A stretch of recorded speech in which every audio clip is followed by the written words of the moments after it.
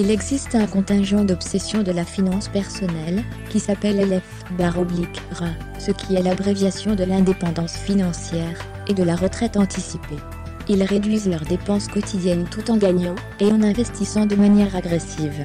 Le tout, dans l'intention de prendre leur retraite bien, avant l'âge moyen de la retraite, qui est de 63 ans. Pour eux, épargner est plus agréable, et gratifiant qu'une grande maison, des dîners et des vacances somptueuses. Que signifie liberté financière pour vous? C'est une mentalité qui m'intrigue, même si ce n'est pas celle que je partage.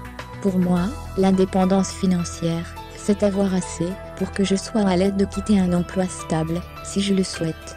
Que mes enfants vivent une vie confortable, et que ma vie, et la leur, ne dépendra pas des caprices d'une entreprise opaque. Cela signifie également que je ne compterai pas sur un partenaire, pour subvenir à mes besoins. Si vous êtes une femme, je vous recommande fortement cette idée. Cette idée fait des vagues depuis quelques années. Il faut se pencher sur l'une des raisons pour lesquelles il est si important de savoir continuer avec votre argent. La première étape consiste donc à trouver un emploi pour se nourrir, en travail continu en cours, et à continuer à partir de là, la façon de créer sa liberté financière. L'indépendance financière ne signifie pas que tout sera facile, et que je n'aurai plus jamais à me soucier de l'argent.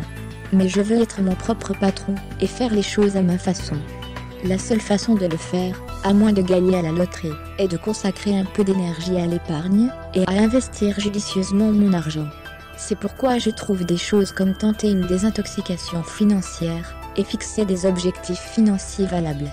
Pour moi, ne pas travailler pour quelqu'un d'autre, toute ma vie est l'encouragement dont j'ai besoin, pour renoncer à certaines dépenses, mais évidemment pas à toutes. Les cascades seules ne me rendront pas financièrement indépendant, mais tout est un processus d'apprentissage. Changer sa relation à l'argent en 100 jours. Non, je ne suis pas sûre que ce soit possible. Des choses arrivent, mais c'est quelque chose à essayer quand même. Peut-être que vous avez votre propre objectif comme ça. Qu'est-ce que c'est? Que signifie la liberté financière pour vous?